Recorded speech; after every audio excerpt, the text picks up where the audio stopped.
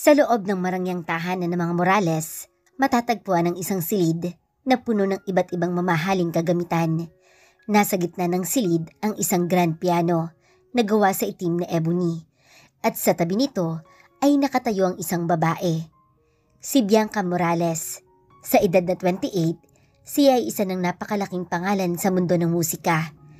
Isa siyang diva singer na kilala hindi lamang sa Pilipinas, kundi pati na rin sa ibang bansa. Ang kanyang boses ay para ng alon dagat, nakakaakit, malambing at makapangyarihan. Sa labas ng bintana ng silid, kitang-kita ang malawak na hardin na punong-puno ng mga rare na bulaklak at halaman. Ang mga dahon ay sumasabay sa malamig na hangin ng umaga, habang ang sikat ng araw ay banayad na bumababa sa kanyang mga tangkay. Isang tahimik na lugar na malayo sa ingay ng syudad. Hindi ko na alam ang gagawin ko, Bianca. Wika ni Amara, ang matalik na kaibigan ni Bianca, habang nakaupo sa isang maringal na upuan malapit sa piano. Hindi ko naman inaasahang magugustuhan ng mga tao yung kanta ko, pero ang sakit ng mga kritisismo. Umupo si Bianca sa tabi ni Amara at hinawakan ang kamay nito. You know, the industry is brutal. You can never please everyone. What's important is that you stay true to your music. Tumingin si Amara sa mga mata ni Bianca. Pero paano mo nagagawa na makuha ang respeto ng mga tao? Paano mo napapanatili ang pangalan mo sa kabila ng lahat ng batikos? Because I know who am I, and I know my worth. Sagot ni Bianca, malumanay, ngunit puno ng conviction. Alam ko na hindi lahat magugustuhan ang ginagawa ko, pero hindi ko hinahayaan na sirain nila ako. Alam ko na hindi lahat ng sinasabi nila ay totoo. Tumayo si Bianca at naglakad patungo sa bintana. Tinititigan ng kalangitan na unti-unting nagiging mas maliwanag. Amara, kung nagustuhan mo ang kantang ginawa mo, that's enough. Art is subjective.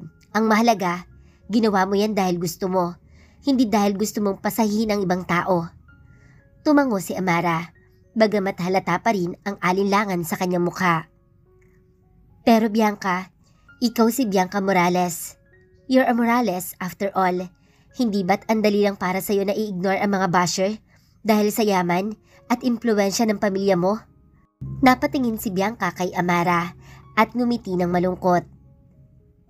Ang pagiging isang Morales ay parehong blessing to curse, Amara. Oo, may pera kami at kapangyarihan, pero mas mataas din ang expectation ng mga tao. Isang pagkakamali ko lang, buong mundo ang humusga. Napayuko si Amara at napabuntong hininga. Hindi ko alam, Bianca. Minsan parang hindi ko kaya. Gusto ko lang maging successful tulad mo, pero pakiramdam ko palagi ako nagkukulang. Lumapit si Bianca kay Amara at niyakap ito. You are enough, Amara. You don't need to be like me or anyone else. Just be yourself and everything will be follow. Biglang tumunog ang telepono ni Bianca, dahilan para masira ang tahimik na sandali. Kinuha niya ito mula sa bulsa ng kanyang coat at sumagot. Hello? Bianca, this is Lucas. Boses ng manager niya mula sa kabilang linya. We need to talk about your coming concert. There's a lot of pressure from the sponsor and we need to make sure everything's perfect. Tumaas ang kilay ni Bianca. Nararamdaman ang bigat na sinasabi ng kanyang manager. I'm aware, Lucas, pero dapat ba talagang palaging perfect? Hindi ba pwedeng maging masaya lang tayo sa ginagawa natin? Bianca, you know how it is. The industry demands perfection, lalo na kapag ikaw ang artista. Tugon ni Lucas. Napatitig si Bianca sa kawalan. Iniisip ang mga sinabi ni Lucas. Sa isang banda, alam niyang tama ang kanyang manager.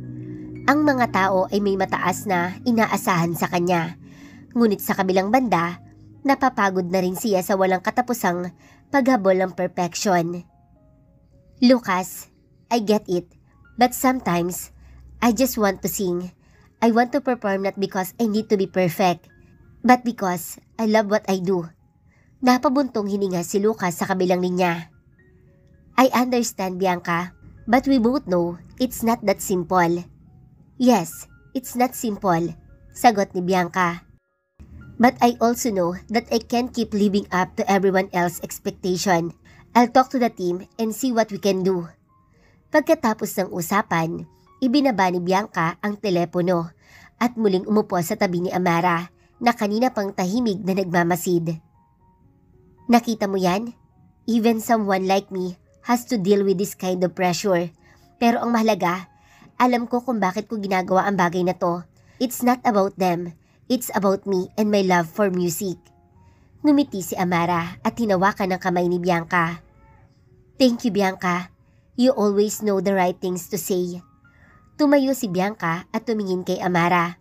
Sabay sabing, huwag mong kalilimutan ang halaga mo, Amara. Your worth isn't determined by what others think of you. Habang nag-uusap ang dalawa, dumating ang isang katulong na may dalang mga inumin. Maayos itong inilapag ang mga ito sa mesa at magalang na nagsabi, Miss Bianca, nandito na po yung mga dokumento para sa kontrata ninyo sa susunod na album. Nagpasalamat si Bianca at tinanggap ang mga dokumento. Thank you, Marisa. Ilagay mo na lang sa office ko. I'll get to it later. Nang makaalis si Marisa, muling bumalik si Bianca sa kanilang usapan. Kailangan mo lang ng lakas ng loob, Amara. You have a unique voice, and that's something no one can take away from you. Use it. Napangiti si Amara at tumango. Ramdam ang suporta mula sa kaibigan. I will, Bianca. Thank you for always being there for me. Ngumiti si Bianca at niyakap muli si Amara. Always, Amara, always. At sa sandaling iyon, natutunan ni Amara na ang tagumpay ay hindi nasusukat sa mga palakpak ng iba, kundi sa isang papaano mo matatanggap at minahal ang sarili mo. Samantala, si Bianca naman ay muling nagpaalala sa kanyang sarili kung ano ang tunay na mahalaga, ang musika at ang pagmamahal dito. Habang nagpapatuloy ang kanilang pag-uusap, unti-unting sumisikat ang araw. Pinupuno ang silid ng liwanag. Tulad ng kanilang mga damdamin, ang araw ay nagbibigay ng pag-asa. Nagbubukas ng bagong araw at bagong pagkakataon para sa kanila pareho. Walang perpekto sa mundo, ngunit ang pagtanggap sa sariling kahinaan at patuloy na pagsusumikap ay ang tunay na susi sa tagumpay, hindi lamang para kay Bianca, kundi para rin kay Amara at sa lahat ng mga taong naglalakbay sa kanilang sariling landas ng buhay. Sa loob ng malaking dining hall ng mga Morales, ang mga kristal na chandelier ay kumikislap sa ilalim ng ilaw ng gabi. Sa gitna ng hapag, nakaupo si Bianca, kasama ang kanyang mga magulang, si Mr. Juancho Morales at si Mrs. Scarlett Morales. Parehong 55 na taong gulang. Ang tensyon sa pagitan nila ay ramdam ng bawat sulok ng silid. Ma'am, Dad, I made my decision. Simula ni Bianca. Mahinahon ngunit matatag. I want to live a simple life. Gusto ko nang bumukod at mamuhay ng malayo sa spotlight. Saglit na natahimik ang mesa. Tila nagising ang kanyang mga magulang sa isang bangungot. Si Mr. Juancho na nakaupo sa kabisera ay unti-unting tumayo. Ang kanyang mukha ay puno ng pagtataka at galit. Bianca, what nonsense is this? You're a Morales. Hindi mo pwedeng basta-basta na lang iwan ang lahat ng to. Hindi ko naman iiwan ang pamilya, Dad. Sagot ni Bianca. Pilit na pinapakalma ang kanyang sarili. I just want to live a life na ako ang may kontrol. Pagod na ako sa pressure, sa expectation. Ito na naman tayo sa drama mo, Bianca. Pasinghal ni Mrs. Scarlett. Hindi na napigilan ang kanyang damdamin. We're giving you everything. Ano pa ba ang kulang? Yung buhay na gusto mong tahakin. Napakahirap niyan. Hindi mo alam kung ano ang mga pagsubok na kakaharapin mo. Mahal kita, ma'am. Pero hindi nyo naiintindihan. Hindi ko kailangan na marangyang pamumuhay para maging masaya. Gusto kong malaman kung ano ang pakiramdam ng mamuhay ng walang mga tagasunod, walang media, walang mga opinyon ng mga ibang tao. Napaikling tawa si Mr. Juancho, puno ng sarkasmo. Bianca, you're dreaming. You were born into this life. Hindi mo pwedeng talikuran ang responsibilidad mo bilang isang Morales. Responsibilidad? Ano ba talaga ang gusto ninyo, Dad? Gusto niyo bang maging masaya ako? O gusto niyo lang ako maging perfect na anak para sa pangalan natin? Tanong ni Bianca, baka sa kanyang tinig ang sakit at pagod. Hindi sa ganon, Bianca. Sabat ni Mrs. Scarlett. Sinubukang maging kalmado. We only want what's best for you. And what's best is for you is to stay here, continue your career, and live the life na pinaghirapan namin para sa'yo. Pero hindi ito ang buhay na gusto ko, ma'am. Halos sumigaw na wika ni Bianca, ngunit pinigilan niya ang sarili. Bakit ba kailangan lagi kayo ang nasusunod? Hindi niyo ba ako kayang suportahan sa desisyon ko, kahit minsan lang? Napalalim ng paghinga si Mr. Wancho. Ramdam ang pagtaas ng tensyon sa silid. Bianca, you're acting like a spoiled child. Nakakalimutan mo yata kung ano ang sakripisyong ginawa namin para sa'yo. Alam ko, Dad, sagot ni Bianca. Mas malumanay ngunit puno ng paninindigan. And I appreciate everything. Pero hindi ko pwedeng ituloy ang ganitong buhay kung alam kong hindi ako tunay na masaya. Hindi ko pwedeng ipilit ang sarili ko sa isang bagay na hindi ko gusto. Hindi mo gusto? Singhal ni Mrs. Scarlett. Halos mapunit ang kanyang boses sa galit. This is not just about you, Bianca. This is about our family. Hindi mo pwedeng gawing selfish ang mga desisyon mo. You have a responsibility to uphold our name. Responsibilidad o burden? Dahil kung responsibilidad ito, dapat ay tungkulin ko lang ang ginagawa ko dahil gusto kong gawin to, hindi dahil napipilitan akong sumunod sa mga inaasahan nyo. Tugon ni Bianca, ang kanyang boses ay puno ng lungkot. Natahimik si Mr. Wancho, tila napaisip sa sinabi ng kanyang anak, pero hindi pa rin niya mapigilan ang kanyang pagkadismaya. Bianca, hindi mo ba naisip kung ano ang magiging epekto nito sa pamilya, sa negosyo, sa lahat ng mga taong umaasa sa atin? Napatitig si Bianca sa kanyang ama. Baka sa kanyang mga mata, ang labis na pangungulila sa kalagayang matagal nang nawala sa kanya. Dad, you have to understand, hindi ako masaya, and if I continue living this way, baka tuluyan na akong mawala, hindi lang sa inyo, kundi sa sarili ko. Mawawala? Anong ibig mong sabihin? Tanong ni Mrs. Scarlett, nag-aalalang tumitig kay Bianca. Napalunok si Bianca, pilit na binabalik ang mga luha na nais nang pumatak. I feel lost, Mom. Parang nawawala na ako sa sarili ko. Sa dami ng mga bagay na ine-expect nyo, ng mga tao, hindi ko na alam kung sino talaga ako. Bianca, halos pabulong na sambit ni Mrs. Scarlett. Tila natutunaw ng kanyang galit at napalitan ng pagkabahala. I just want to find myself again, dagdag ni Bianca. Kaya gusto kong bumukod, kaya gusto kong mamuhay ng simple. Please, intindihin niyo naman po ako. Pero paano ang mga tao? What will they think? Tanong ni Mr. Wancho, mahina, ngunit puno ng pag-aalala. Paano kung hindi ko na kayang mabuhay dahil sa mga expectation nila? Balik na tanong ni Bianca, isang mapait na ngiti ang sumilay sa kanyang labi. I'd rather lose their approval than lose myself. Natahimik ang mag-asawa. Tila ngayon lang nila narinig ang kanilang anak na nagsalita ng ganoon. Napansin ni Mrs. Scarlett ang pagkabali ng boses ni Bianca. Ang hirap na pilit nitong itinatago sa likod ng mga ngiti at tagumpay. Bianca, anak. Nagumpisa ng magsalita si Mrs. Scarlett, ngunit hindi niya alam kung ano ang sasabihin. Nais niyang kontrahin ang kanyang anak. Nais niyang pilitin itong bumalik sa tamang landas.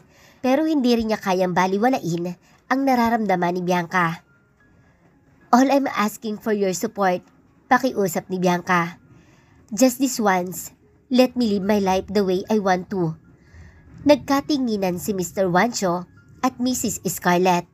Pareho nilang alam na hindi madali ang kanilang pinagdadaanan bilang isang pamilya. Ngunit ngayon, napagtanto nila na mas mahirap ang pinagdaraanan ng kanilang anak. Si Mr. Wancho, na kanina'y puno ng galit at paninindigan, ay napabuntong hininga. We raise you to be strong, Bianca. But maybe, we forget that being strong also means knowing when to let go. Huminga ng malalim si Mrs. Scarlett at tumingin kay Bianca, na ngayon ay tila naguguluhan pa rin, ngunit handa nang ipaglaban ang kanyang nais. Bianca, mahal ka namin. Ayaw lang namin na masaktan ka o mahirapan. Pero kung ito talaga ang gusto mo, we'll try to support you. Napaluha si Bianca, hindi dahil sa lungkot, kundi dahil sa wakas, naramdaman niya ang pag-intindi ng kanyang mga magulang. Thank you, Ma'am, Dad. That's all I need. Nagpatuloy ang kanilang pag-uusap, ngunit ngayon ay mas malalim na pag-uunawa at pagmamahal sa isa't isa. Nalaman ng mga magulang ni Bianca na hindi lahat ng bagay ay maaaring kontrolin at natutunan nilang magtiwala sa kanilang anak na alam nito kung ano ang makakabuti para sa kanya. Habang ang gabi ay patuloy na bumabalot sa buong mansyon ng mga Morales, ang ilaw ng chandelier ay nagbigay liwanag sa kanilang muling nabubuong relasyon bilang isang pamilya. Hindi perpekto, ngunit puno ng pagmamahal at pag-unawa. Sa unang araw ni Bianca Morales sa Tenor Company, naglakad siya sa lobby na tila isang ordinaryong aplikante lamang. Hindi ang kilalang diva na minahal at sinamba ng marami. Sa suot niyang simpleng white blouse at black slacks, walang sino man ang mag-aakala na siya ang sikat na singer at bilyonaryang kilala sa buong bansa. Ngayon, isa na siyang simpleng babae na naghahanap ng bagong simula malayo sa mga mata ng publiko. Pumila si Bianca sa reception at nang siya na ang sumunod, ang receptionist ay ngumiti sa kanya. Good morning. How may I help you? Good morning. Magalang na sagot ni Bianca. Ang kanyang boses ay kalmado. I'm here for the secretary position. I have an appointment for an interview. Nag-type ang receptionist sa computer at tumango. Miss Bianca Morales, correct? You're scheduled to meet with Miss Karen Reyes from HR. Yes, that's correct. Sagot ni Bianca, habang nagpakawala ng konting buntong hininga. Alam niyang kinakailangan niyang itago ang kanyang yaman at kasikatan upang mamuhay ng simple. I'll inform Miss Reyes that you're here. Please take your seat, sabi ng receptionist, sabay turo sa waiting area. Umupo si Bianca at naghintay. Hindi nagtagal, isang babaeng nasa mid-30s na naka-corporate attire ang lumapit sa kanya. Hi, Miss Morales. I'm Karen Reyes from HR. Bati ng babae. Inabot ang kanyang kamay. Tumayo si Bianca at tinanggap ang kamay ni Miss Karen. Nice to meet you, Miss Karen. Please call me Karen, sabi ni Karen habang inanyayahan siyang pumasok sa isang maliit na meeting room. So, you're here for the secretary position? Yes, sagot ni Bianca. Pilit na tinatago ang kanyang kaba. I'm very interested in the role. Nagpatuloy ang kanilang pag-uusap habang sinusuri ni Karen ang resume ni Bianca. I see you have some experience in administrative work, sabi ni Karen habang tinitingnan ang papel.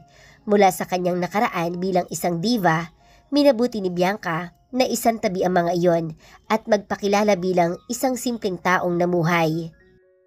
Yes, I have some experience, sagot ni Bianca na alam niyang kailangang patunayan ang sarili sa ibang paraan. Great! We need someone who is organized. Can you handle pressure? And of course, someone who can maintain confidentiality. Would you say those qualities describe you? Tanong ni Karen habang tinitingnan si Bianca. Napangiti si Bianca na puno ng determinasyon. Yes, I believe I possess those qualities. I'm very detail-oriented and I understand the importance of confidentiality in corporate environment. Nakita ni Karen ang tiwala sa sarili ni Bianca na tila kinikilala ito bilang isang magandang palatandaan. Well, you certainly seem like a good fit. The position requires you to assist the executive with their schedules, meeting, and other tasks. It's a demanding job, but if you're up for the challenge, I think you'll do well. I'm definitely up for it, sagot ni Bianca na may matibay na loob. Alam niyang kailangan niyang masanay sa isang bagong uri ng mundo, isang mundong malayo sa mga spotlight at kamera. Perfect, sabi ni Karen habang ngumiti. When you can start? Nagulat si Bianca, hindi inaasahan na tatanggapin siya kaagad. I can start immediately if that's okay. That's great. Tugon ni Karen. We actually need someone as soon as possible. So this works out perfectly. I'll have someone show you around and get you settled in. Agad na sumang-ayon si Bianca at naramdaman niya ang kaginhawaan sa pagtanggap sa kanya. Thank you, Karen. I'm looking forward to working here. Hindi nagtagal, dumating si Sarah, isa pang empleyado ng HR, upang samahan si Bianca sa kanyang bagong opisina. Habang naglalakad siya sa loob ng building, ipinakita ni Sarah ang iba't ibang departments at ipinaliwanag ang mga trabaho ng bawat isa. So, this is where you'll be working, sabi ni Sarah nang makarating sila sa isang maliit ngunit maayos na opisina. You'll be assisting Mr. Tenor, the CEO. He's currently out of the office, but you meet him soon. Nakatango si Bianca habang tinatanaw ang kanyang bagong workspace. Sa simpleng mesa na may computer at ilang mga papel, ramdam niya ang pagiging normal sa bagong kapaligiran ito. Malayo sa dating buhay na puno ng karangyaan, ngayon ay isang empleyado lang siya sa mata ng mga tao. Thank you, Sarah, sabi ni Bianca habang umupo siya sa kanyang mesa. Hawak ang isang bagong simula sa kanyang mga kamay. Let me know if you need anything, sabi ni Sarah bago siya umalis. Iniwang mag-isa si Bianca sa kanyang bagong opisina. Habang tumitingin siya sa paligid, napagtanto ni Bianca na malaki ang naging pagbabago ng kanyang buhay. Nakaramdam siya ng kasiyahan sa ideya na hindi siya palaging nasa ilalim ng mata ng publiko, na pwede siyang mamuhay ng simple at tahimik. Habang siya ay abala sa pag-aayos ng mga papeles at pag-aaral ng mga protocols ng kumpanya, narinig ni Bianca ang tunog ng isang pintuan na bumukas.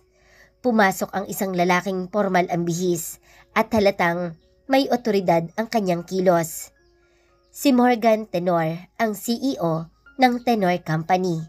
Agad na naramdaman ni Bianca ang tensyon sa paligid, ngunit nanatili siyang kalmado at profesional. Good afternoon, bati ni Morgan habang lumapit sa mesa ni Bianca. Hindi pa alam kung sino talaga ang kanyang kaharap. Good afternoon, sir, sagot ni Bianca habang tumayo siya para batiin ang kanyang boss. I'm Morgan Tenor. You must be the new secretary, sabi ni Morgan habang inabot ang kanyang kamay. Yes, sir. My name is Bianca Morales, sagot ni Bianca habang tinanggap ang kamay ni Morgan. May bahagyang kaba ngunit pinilit ang sarili na magpakita ng profesionalismo. Welcome to the team, Bianca, sabi ni Morgan habang umingiti. I hope you find working here enjoyable. If you need anything, don't hesitate to ask. Thank you, sir, sagot ni Bianca habang umupo muli. Sa sandaling iyon, alam niyang nagsisimula na ang isang bagong yugto ng kanyang buhay. Isang yugto na puno ng mga hamon, ngunit mas simple at mas tahimik kaysa dati. Habang lumalakad si Morgan papasok ng kanyang opisina, napangiti si Bianca sa sarili. Sa pagkakataong ito, alam niyang nasa tamang landas siya at handa siyang harapin ang anuman darating sa kanyang bagong mundo. Sa unang araw ng kanyang trabaho bilang sekretary ni Morgan Tenor, dama ni Bianca ang tensyon sa opisina. Kahit na nasa likod ng kanyang bagong pagkatao, hindi niya maiwasang makaramdam ng pangamba habang tinatanggap ang mga gawain mula sa kanyang boss. Mula sa kanyang mesa, nakikita ni Bianca ang mga kabuuan ng opisina. Isang malaking espasyo na puno ng mga high-tech na kagamitan at maayos na kalagayan ng mga dokumento. Ang kanyang bagong boss, si Brandon Tenor, ay isa sa mga taong kilala sa industriya. Hindi lamang dahil sa kanyang yaman, kundi dahil din sa kanyang pagiging mahigpit at madalas na maintin ang ulo. Habang nag-aayos si Bianca ng mga file sa kanyang mesa, pumasok si Morgan na may matalim na ekspresyon sa kanyang mukha. Mabilis na naglakad si Morgan patungo sa kanyang opisina at tinawag si Bianca. Bianca, can you come here for a moment? Kahit na nagmamadali, mabilis na tumango si Bianca at pumasok sa opisina ni Morgan. Yes, sir. How can I help? Here, sabi ni Morgan habang inilalagay ang isang stack ng mga papeles sa mesa ni Bianca. I need this report compiled and organized by end of the day. I don't miss any detail. I want everything to be perfect. Pinilit ni Bianca na magpakita ng ngiti habang tinatanggap ang dokumento. Understood, sir. I'll make sure everything is done. Tumalikod na si Morgan na tila hindi nagpakita ng ngiti. Naglakad palayo sa kanyang mesa. Umikot-ikot sa kanyang opisina habang abala sa pagsusuri ng mga email. Mabilis na nagbuka si Bianca ng mga folder at sinimula ng kanyang gawain. Nais niyang ipakita na siya ang karapat-dapat sa posisyong ito kahit na hindi niya alam kung gaano kabigat ang mga trabahong ipinapasa sa kanya ni Morgan. Ilang oras na lumipas, tinawag siya ni Morgan muli. Bianca, have you finished those reports yet? Nagmamadali si Bianca na tiningnan ng kanyang mga ginagawa. I'm almost done, sir. Just a few more details to finalize. Just a few more details? Tanong ni Morgan. Ang tono niya ay puno ng pagdududa. I need them done now. We have a meeting in an hour and I expect this to be flawless. I don't have time for mistake. Naramdaman ni Bianca ang tensyon sa mga salita ni Morgan, ngunit pilit niyang pinanatili ang kanyang professionalism. I'm on it, sir. I'll make sure they're ready. Habang albala si Bianca sa pag-aayos sa mga papeles, dumaan si Karen sa kanyang desk. How it doing, Bianca? Tanong nito na tila nagmamalasakit. Busy, sagot ni Bianca habang hindi umaalis sa kanyang trabaho. Just trying to get everything perfect for the meeting. Morgan can be a bit demanding, but don't let it get to you. Payo ni Karen na tila naisip ang bigat ng trabaho ni Bianca. Just keep your head down and do your best. Thanks, Karen. I'll keep that in mind. Sagot ni Bianca kahit nasa kalooban niya, dama ang pangungulila sa dati niyang buhay na walang ganitong klaseng stress. Pagkatapos ng ilang oras sa pagtatrabaho, umuwi si Bianca na pagod na pagod. Kahit na nagawa niyang tapusin ang mga reports, ramdam niya ang init ng ulo ni Morgan sa kanyang mga utos. Sa kabila ng pagiging masungit ni Morgan, ipinakita pa rin ni Bianca ang kanyang sipag at dedikasyon. Nang magbalik si Bianca sa kanyang opisina kinabukasan, nagdala siya ng mga bagong dokumento at pinag-aralan ng schedule para sa araw na iyon. Sinubukan niyang mag-organisa ng mga gawain upang mapanatiling maayos ang kanyang mga responsibilidad. Ngunit ang bawat hakbang ay tila may pressure mula sa kanyang boss. Hindi nagtagal, pumasok si Morgan sa opisina. Bianca, I need the final drafts of the presentation report. Make sure there are no errors. We're presenting this to the board tomorrow and I don't want any surprises. Of course, sir, sagot ni Bianca na sinusubukan ang kanyang pinakamahusay na magtrabaho sa ilalim ng mga demanding na kondisyon. Habang siya ay nagtatrabaho, napansin niyang palaging nasa tabi niya si Morgan, nagmamasid at naghihintay ng anumang pagkakamali. Minsan, natatanong niya ang sarili kung ano ang naging sanhi ng pagiging masungit ni Morgan. Ngunit hindi niya iyon pinapayagan na magpahina ng kanyang determinasyon. Pagkatapos ng ilang oras sa pagtatrabaho, tinawag siya ni Morgan. Bianca, have you reviewed the agenda for the board meeting? Not yet, sir, sagot ni Bianca. But I will make sure to go through it thoroughly. Good, sagot ni Morgan. I expect you to be prepared. We have to impress the board and I can't afford any mistake. Understood, sir, sagot ni Bianca na nagpatuloy na sa pagtatrabaho sa kabila ng pagod. Sa bawat utos ni Morgan, mas lalong lumalakas ang kanyang resolve na ipakita na kaya niyang gawin ang trabaho kahit na ang kanyang boss ay kilala sa pagiging mahigpit at pagiging mainiti ng ulo. Habang nagtatrabaho siya, narinig niya ang mga kausap sa opisina na nagtatalo tungkol sa mga demands ni Morgan. Morgan is always like that, sabi ng isang empleyado. He's a perfectionist but is fair as long as you do your job well. Yeah, but it's tough to keep up, sagot ng isa pang empleyado. He expect the best and nothing less. Tulad ng mga kausap, alam ni Bianca na bawat araw ay magiging hamon, ngunit nahanap niya ang lakas ng kanyang pangarap na muling makahanap ng normal na buhay sa kabila ng kanyang tunay na pagkakakilanlan. Kaya sa kabila ng lahat ng mga pagsubok, ipinakita ni Bianca ang kanyang dedikasyon at pagsusumikap na makamit ang tagumpay ng bagong buhay na ito. Hindi alintana ang pagiging masungit at demanding ni Morgan Tenor.